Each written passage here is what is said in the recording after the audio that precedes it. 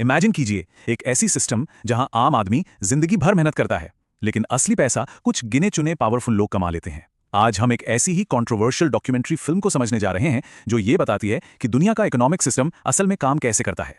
एक ऐसी सिस्टम की कल्पना कीजिए जहां आम आदमी पूरी जिंदगी मेहनत करता है, पर असल माल कुछ ताकतवर लोग ही बनाते हैं, और जब इकोनॉमी डूबती है तो आम लोग अपने घर, नौकरी और सारी जमा पूंजी खो देते हैं, जबकि बड़े बड़े बैंक्स और भी ज्यादा अमीर हो जाते हैं। तो चलिए इस पर्दे के पीछे झांकते हैं और देखते हैं कि ये फिल्म इस सिस्टम के बारे में क्या क्या हैरान करने वाली सच्चाइयां सामने लाती है। ये कहानी है 2009 की एक डॉक्यूमेंट्री की, जिसे बनाया है जाने माने और अक्सर विवादों में रहने वाले फिल्ममेकर माइकल मोर ने। इस फिल्म में वो हमें 2008 के फाइनेंशियल क्राइसिस के उस अंधेरे दौर में ले जाते हैं जिसने पूरी दुनिया को हिलाकर रख दिया था। फिल्म का सबसे बुनियादी और चुभने वाला सवाल है, क्या कैपिटलिज्म यानी पूंजीवाद सच में आम लोगों के लिए काम करता है, या ये सिर्फ बड़े बड़े कॉर्पोरेशंस की तिजोरियां भरने के लिए बना है? ये एक ऐसा सवाल है जिसका जवाब हर किसी को जानना जरूरी है। अब हम उन अनकही कहानियों की तरफ बढ़ते हैं, उन चेहरों को देखते हैं जिन्होंने इस आर्थिक संकट का सबसे भारी बोझ उठाया था। साल 2008 में अमेरिका की इकोनॉमी पर जैसे एक तूफान आ गया। सब कुछ अचानक से बिखर गया। ये एक ऐसा झटका था जिसके लिए कोई तैयार नहीं था, जैसे एक पल में पैरों तले से जमीन खिसक गई हो। लाखों लोगों की नौकरियां चली गईं, उनके सपनों के घर उनसे छिन गए, और उनकी जिंदगी भर की बचत एक पल में राख हो गई। सोच के देखिए, एक पूरी जनरेशन का फ्यूचर दांव पर लग गया था। लेकिन सबसे हैरान करने वाली बात तो ये थी कि जिन बैंक्स और फाइनेंशियल कंपनीज की वजह से यह संकट आया था, सरकार ने उन्हीं को आम आदमी के टैक्स के पैसों से, यानी बिलियंस ऑफ डॉलर्स देकर बचा लिया। मतलब गलती उनकी और सजा आम लोगों ने भुगती। फिल्म में एक शब्द बार बार सामने आता है, फोरक्लोजर। ये वो कानूनी प्रक्रिया है जिसका सीधा सा मतलब है कि अगर कोई अपना लोन नहीं चुका पाता तो बैंक उसके घर पर कब्जा कर लेता है। ये सिर्फ एक घर खोना नहीं था, ये लोगों के लिए अपनी पहचान, अपनी सुरक्षा, सब कुछ खोना था। और इस फोरक्लोजर की वजह से हजारों परिवार अपने ही घर के सामने सड़क पर आ गए। उनकी सारी जिंदगी की कमाई, उनके बच्चों की यादें, सब कुछ एक ही दिन में उनसे छीन गया। ये उस क्राइसिस का सबसे दर्दनाक चेहरा था। तो आखिर इतनी बड़ी बर्बादी हुई कैसे? फिल्म हमें इस संकट की जड़ तक ले जाती है, और वो जड़ है इंसान की सबसे पुरानी कमजोरी, लालच।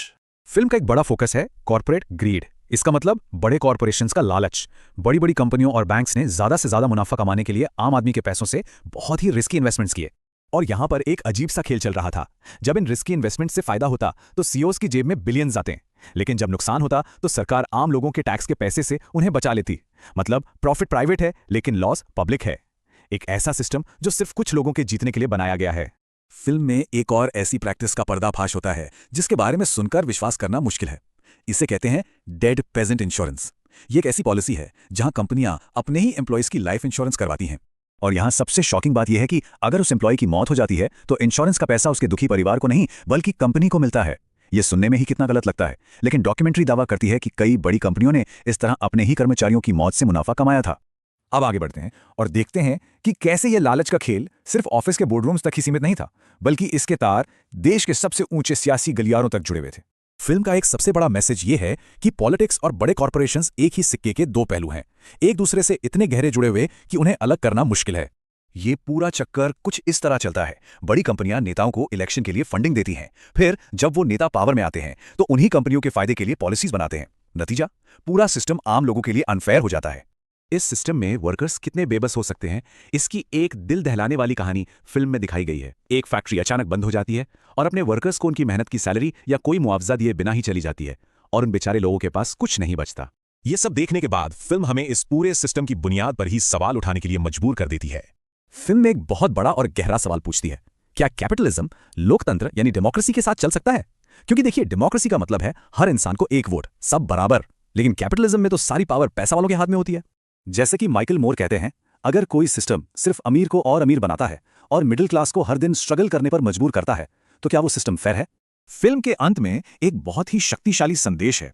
एक इकोनॉमी का असली मकसद सिर्फ प्रॉफिट कमाना नहीं होना चाहिए, बल्कि लोगों की जिंदगी को सच में बेहतर बनाना होना चाहिए। तो ये डॉक्यूमेंट्री हमें इस एक जरूरी सवाल के साथ छोड़ जाती है, क्या कैपिटलिज्म दुनिया के लिए सबसे अच्छा सिस्टम है, या अब इसमें एक बड़े बदलाव की जरूरत है? इसका जवाब हम सबको मिलकर ढूंढना होगा।